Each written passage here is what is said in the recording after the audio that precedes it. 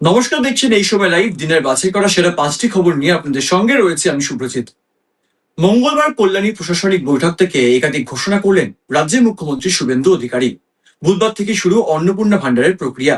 যতদিন পর্যন্ত অন্নপূর্ণা ভান্ডার চালু না হচ্ছে ততদিন পর্যন্ত চলবে লক্ষ্মীর ভান্ডার। বুধবার থেকে শুরু অন্নপূর্ণা ভান্ডারের form fill up. Mamata Bandyopadhyay চালু করেছিলেন মুখ্যমন্ত্রীকে বলুন কর্মসূচি। এবার সেই কর্মসূচি বন্ধ হলো রাজ্যে। এবার নতুন নাম হলো আপনার সরকারকে বলুন। কল্যাণীতে সভা থেকে এমনই বড় ঘোষণা করলেন রাজ্যের মুখ্যমন্ত্রী শুভেন্দু অধিকারী।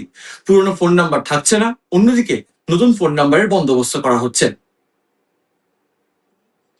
অন্যদিকে মা ক্যান্টিন নিয়ে চমক দিলেন রাজ্যের মুখ্যমন্ত্রী শুভেন্দু অধিকারী।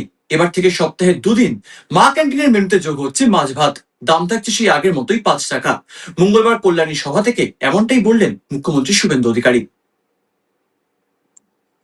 সোমবার রাতে মদ্যপ অবস্থায় গাড়ি চালানোর সময় এক পথচারীকে ধাক্কা মারেন জলপাইগুড়ি রাজগঞ্জের প্রাক্তন বিডিও।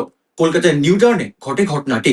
রাতভর আটক থাকার পরে মঙ্গলবার সকালে তাকে গ্রেপ্তার করে ইকো পার্ক থানার পুলিশ। খাস কলকাতায় 3য় শ্রেণীর স্কুল পড়ুয়ার অস্বাভাবিক মৃত্যু।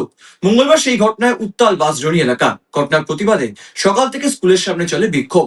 ঘটনায় অভিভাবকেরা একাধিক অভিযোগ দায়ের করেছে। ইতিমধ্যে নেতাজিনগর থানায় অভিযোগ দায়ের করেছে পরিবার। সেরা 5 এখনকার মতো এই পর্যন্তই। দেখতে থাকুন এই সময় লাইভ।